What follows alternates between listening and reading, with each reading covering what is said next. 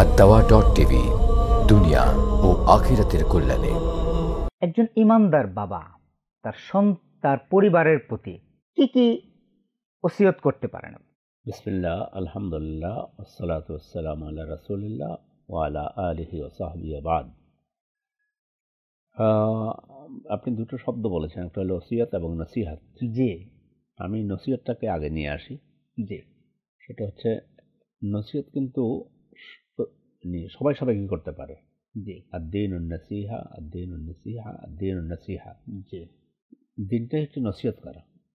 জি, যে কাজে কল্যাণ আছে সে কাজে কাউকে নসিহত করা, এটা আমার আপনার সকলের দায়িত্ব। কিন্তু আপনি যে বাবার কথা বলেছেন, বাবা মায়ের কথা বলেছেন, সেটা তো অবশ্যই বাবা মা সন্তানকে সর্বপ্রথম নসিহত করবে দ্বীনের উপরে যেন সুপ্রতিষ্ঠিত থাকে। জি, নেক কাজ যেন করে, আল্লাহর সাথে সুসম্পর্ক রাখে, জি, 5 ওয়াক্ত সালাত আদায় করে, এরপর হলো ইত্যাদি শিরক থেকে মুক্ত থাকে, তাওহীদের উপরে সুপ্রতিষ্ঠিত থাকে, কবিরা গুনাহ থেকে আমাদের বাবারা কিন্তু এগুলো না জানার কারণে এটা হয়তো দেখা যাচ্ছে হচ্ছে না, বলে না, করেন না, কিন্তু এটা তার দায়িত্ব সন্তানকে নসিহত করা।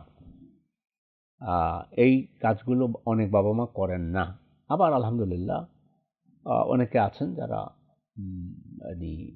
এ ব্যাপারে যাদের স্বচ্ছ ধারণা আছে, তারা সন্তানকে সবসময় নসিহত করে। ওসিয়ত মানে হলো পরামর্শ, উপদেশ। যে কাজে কল্যাণ আছে এবং যে কাজে অকল্যাণ আছে, জি, সে বিষয়ে সন্তানদেরকে বলা বাবার প্রথম দায়িত্ব হচ্ছে এটা। জি, যেমনটি আমরা বহুবার বলেছি লোকমান আলাইহিস সালাতু ওয়াস সালামের ব্যাপারে, সন্তানকে এটা হলো নসিহত করেছে, শিরক মুক্ত থাকো, সালাত আদায় করো, মানুষের সাথে সদ্ব্যবহার করো, তারপরে মানুষের সাথে সুন্দর আচরণ করো, এইগুলা সব ওসিয়ত করবে। আর এবং হাদিসের মধ্যে ওসিয়তের গুরুত্বটা এত বেশি যে হাদিসের মধ্যে এসেছে যে নসিহতের, হ্যাঁ, নসিহত এবং ওসিয়ত দুইটারই গুরুত্ব রয়েছে। তো নসিহতটা হচ্ছে সেটা উপদেশ বা পরামর্শ বিভিন্ন নসিহত করে যেতে পারে, এটা যে কেউ করতে পারে, করতে পারে। বাবার কথা বলেছেন, বাবা বা মা ওনারা দুজনেই সন্তানদেরকে নসিহত করতে পারে। এক কথা হচ্ছে, যেমন বাবার যদি জীবনের শেষ পর্যায়ে চলে আসেন, তাহলে যে সমস্ত বিষয়গুলো ওসিয়ত নয়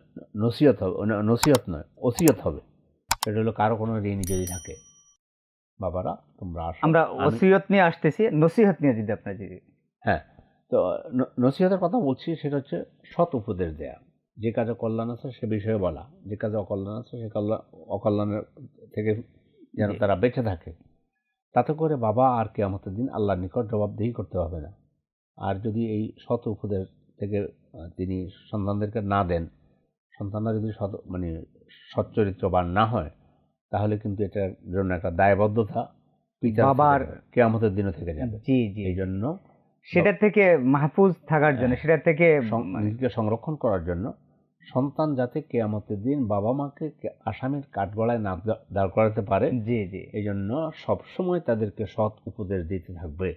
এটা হলো বাবার দায়িত্ব এবং বাবা মা উভয়ের দায়িত্ব এবং কর্তব্য। ওসিয়ত বলতে কি বোঝায়, আর ওসিয়তের ডাইমেনশনটা কি, ওসিয়তের রূপটা কি হয় যদি একটু বুঝি। ওসিয়তটা হলো একবারে এটা ওই দলিলের মতো, কথার কথায় বললাম। নসিহতটা তো সৎ উপদেশ, আর নসিহতটা হলো এটা দলিলের মতো, আমরা দালিলিক যে কাজকর্ম করে থাকি সেইভাবে। তো ওসিয়ত সম্পর্কে হচ্ছে, আবার ওসিয়ত এটাও হইতে পারে, দুটার মধ্যে কিন্তু একটা সম্পূরক, কাছাকাছি। যেমন কোরআন শরীফে আল্লাহ বলছেন, ওয়াওসানি বিসসালাতি ওয়াজ যাকাতি মা দুমতু হাইয়া, আমি যতদিন জীবিত থাকি ততদিন আমাকে ওসিয়ত করেছে আমার পিতা, ওসিয়ত আওসানি বিসসালাতি ওয়াজ যাকাত, আমি যেন সালাত কায়েম করি এবং যাকাত আদায় করি। এটা ওসিয়ত ছিল বাবার। বাবা 5 ওয়াক্ত সালাত কায়েম করবে, যাকাত আদায় করবে, এটা ওসিয়তের মধ্যে আসে। এর সাথে অতিরিক্ত যেটা ওসিয়ত সম্পর্কে, সেটা ওসিয়ত যখন করে যাবে সেটা কিন্তু পালন করা অপরিহার্য দায়িত্ব। সৎ কাজের উপদেশ দিল, নসিহত করলো, তো এটা যতটুকু সম্ভব করবে। কিন্তু যদি বলে যে আমি তোমাদেরকে ওসিয়ত করে যাচ্ছি, আমার মৃত্যুর পরে আমার এই সম্পদ থেকে এত অংশ আমাদের মসজিদের জন্য দান করে দিয়ে দিবে, তাহলে এটা কিন্তু মানে অপরিহার্য দায়িত্ব হয়ে যাবে, ফরজ হয়ে গেল সন্তানদের জন্য। এটা ওসিয়ত, কারণ সম্পদটা হলো তার। হ্যাঁ, এটা ওসিয়ত। এবং ওসিয়ত আরো অন্যান্য হতে পারে, সম্পদ দান করা। আবার যেটা কোরআন কারীমের আয়াত পড়লাম, ও আওসানি বিসসালাতি ওয়াজ যাকাতি মা দুমতু হাইয়া, আমি যতদিন জীবিত থাকি ততদিন যেন আমি নামাজ কায়েম করে যাকাত করি। তাহলে নেক কাজ করার জন্য ওসিয়ত করেছে। বাবা ওসিয়ত করবে যে আমি দুনিয়া ছেড়ে চলে যাচ্ছি, অথবা কখন চলে যাই, আমার মৃত্যুর পরে, আমি তো এখন জীবিত আছি, তোমরা কিন্তু প্রত্যেকেই মানে দিনকে আঁকড়ে ধরবে, কোরআন সুন্নাহ অনুযায়ী আমল করবে, আল্লাহর পথে চলবে, পাপ কাজ থেকে বিরত থাকবে।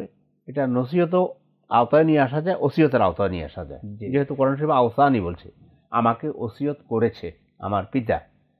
হ্যাঁ, তো এই জন্য দুটার মধ্যে আবার একটা সম্পূরক, কিন্তু ওসিয়তটা হয়ে যাবে, সেটা পালন করা অপরিহার্য দায়িত্ব হয়ে যাবে। কিছু কিছু ওসিয়ত আছে, যেমন উদাহরণ দিলাম, সম্পদ, যে আমি অমুককে এত টাকা ঋণ নিয়েছি, আমি এই ঋণ পরিশোধ করে যেতে পারিনি, যদি আমি ঋণ পরিশোধ করে না যেতে পারি, তাহলে এমনি তো ওই বাবার মৃত্যুর পরে সর্বপ্রথম যে সম্পদ রেখে গিয়েছে, সর্বপ্রথম হলো কারো কোনো ঋণই আছে কিনা, সেই ঋণ পরিশোধ।